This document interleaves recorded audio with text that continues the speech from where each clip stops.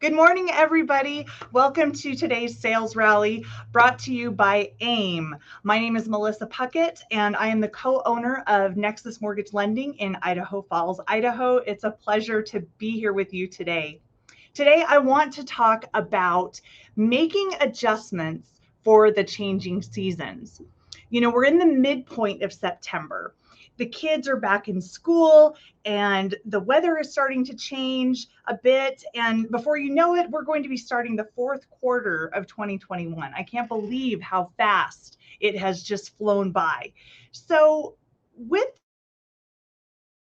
normally do, we adjust our schedules for school, for the fall activities that are coming up. We start to prep our homes for the wardrobe changes and the pumpkin spice everything and the fall preparations for our household to get ready. We start looking forward to fall holidays, and it's great. It's a wonderful time of year. But the question is, what do we do for our business in the change of seasons? This is what I mean. What are we anticipating and preparing for? Um, we have so many opportunities ahead of us in this coming quarter. So what should we do for our businesses as we're preparing for these upcoming seasons? We can do so many things. We can change our advertising focus. We can say, hey, our funds a little bit tight from your summer vacation, or do we need to free up some extra funds for the coming holidays? How about doing a cash out refinance? Or have you taken advantage of the low rates? If not, let's do this. The other thing you can do is advertise a new home for the holidays. As going into these seasons, we can change our marketing tactics on how we approach our customers. And so the other thing I want us to do is we can look back on what we've accomplished over the last 3 quarters. In 2021 so far, what have we done? Where are we in relation to our goals that we set at the beginning of the year or at the end of 2020 for this year? And what adjustments can we make? Because there's still time. There's always still time. For me, one of the things that I'm working on is analyzing and accepting my time constraints. And this is just a suggestion that I had picked up from Dr. Garland Vance, who wrote the book Getting Unbusy. It's a fantastic book. In his book, he talks about how everyone has constraints, and constraints is basically another word for limitations. We have limitations on our time, on our energy, on our attention, and limits on our finances. Our jobs create constraints, like how and where we live, or how we spend our time, whether or not we are able to take vacations and step away from those jobs for a moment in time. Our relationships create constraints, whether you have a family and you're caring for children or perhaps caring for elderly family members, that creates time constraints. Maybe you have a friend who is in need of assistance because they have an illness or they're going through a rough time. That is going to create a demand, a constraint on your time. So also our commitments to organizations, like our hobbies or whatever it is that we decide to throw our time into, whether it's social media or book clubs or anything like that, everything creates a time constraint. And that's not a bad thing. I think for a long time, I looked at the word constraint as a bad thing, like, oh, I'm constrained, I have limits. And oh no, we shouldn't limit ourselves. As I'm getting older and as I'm getting more seasoned as a mortgage broker, I'm finding that limits are not a bad thing. It's actually a good thing. If you're like me, you have a hard time saying no. And for me, it's because I have a genuine desire to be of service to my family, to my friends, to my clients, to my community. I just love being involved in helping other people. I think that's why I love being a mortgage broker so much, because we can assist people.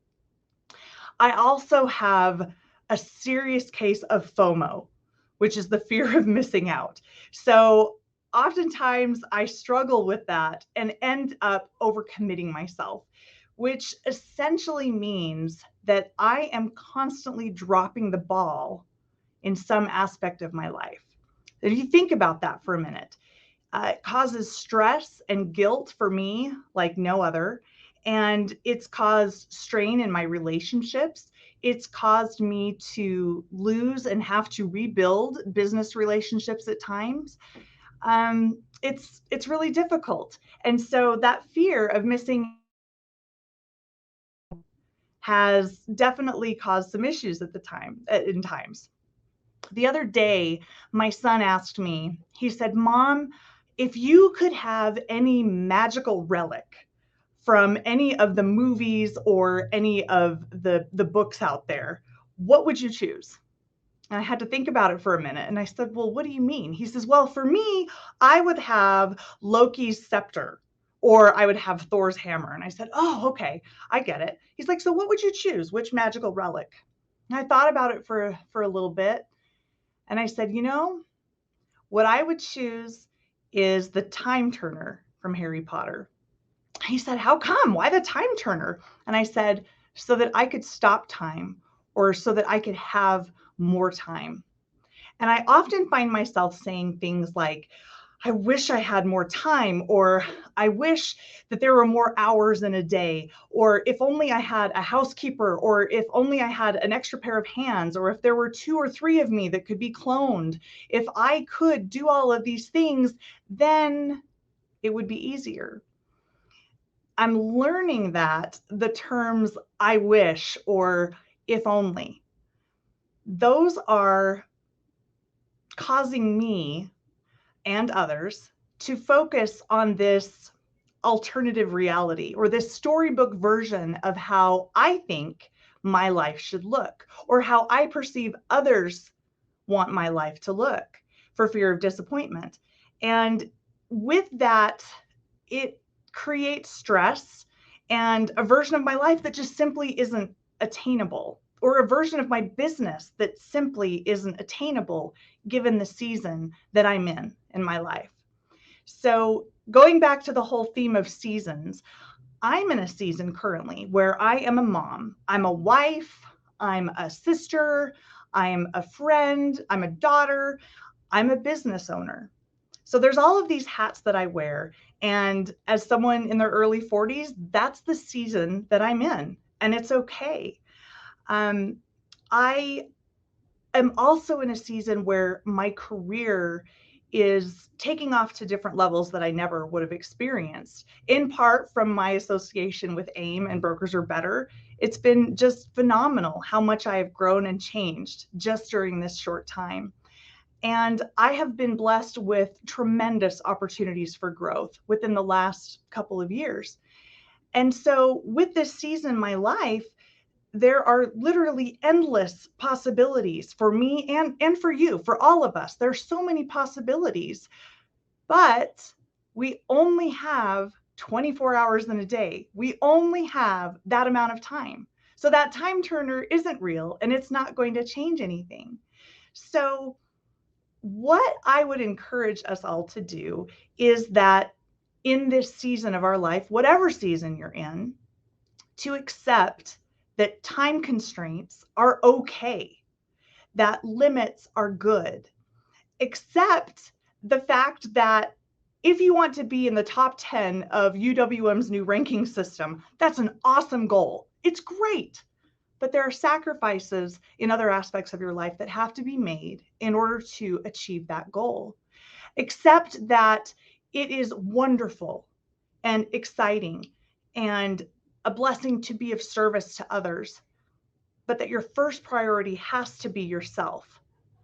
Because if you can't give of yourself, if you don't have enough fuel in your own tank, you're not going to be able to help anybody else. And we all know this, but going into this different season, that's just something that I want us to think about.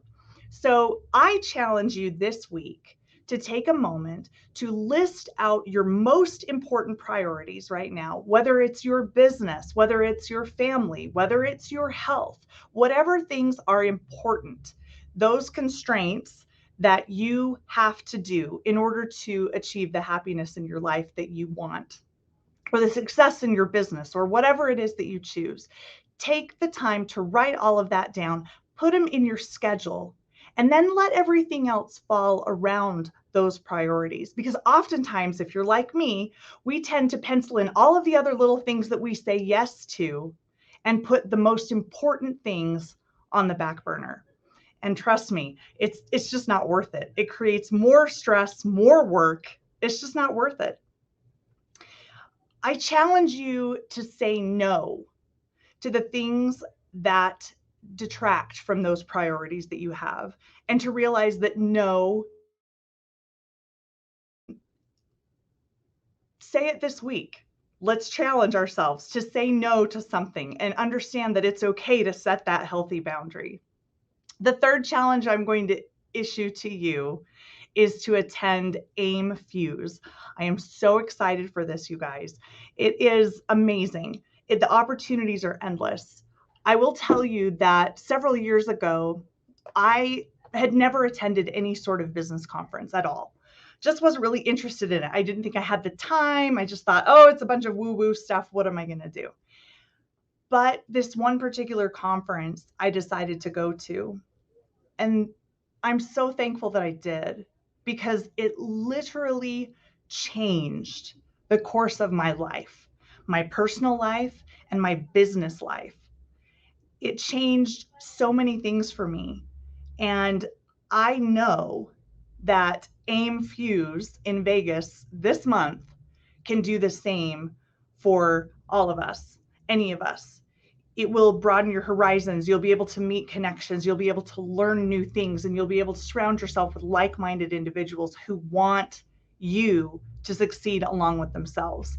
So if you haven't registered for that, I challenge you to do it.